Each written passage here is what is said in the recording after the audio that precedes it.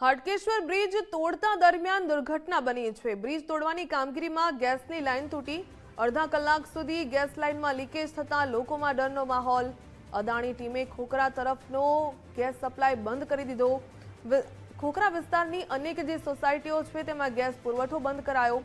બપોરના સમયે ગેસ બંધ થતા ગૃહિણીઓને પણ ભારે હાલાકી।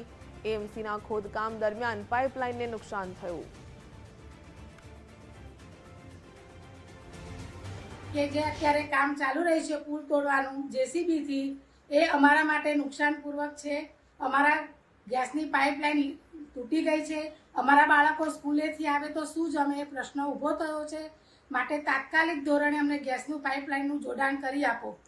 આજે સવારે અમે ગેસ ચાલુ કર્યો તો સપ્લાય આવતો નહોતો, તો ખબર પડી કે હાટકેશ્વર બ્રિજ તૂટતા લાઇનમાં ભંગાણ પડ્યું છે। હવે તાત્કાલિક રસોઈના ટાઈમે ભંગાણ પડ્યું તો અમારે હવે શું કરવું? હજુ સુધી લાઇન ચાલુ થઈ નથી।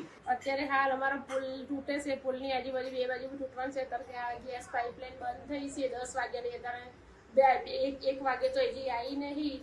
તો બાળકોની સ્કૂલથી આવશે તો ખાઈ પી શું અને પરિવાર પુલ હતો તો બી મુશ્કેલ નથી, અને પુલ તૂટા તો બી અમને નુકસાન જ છે।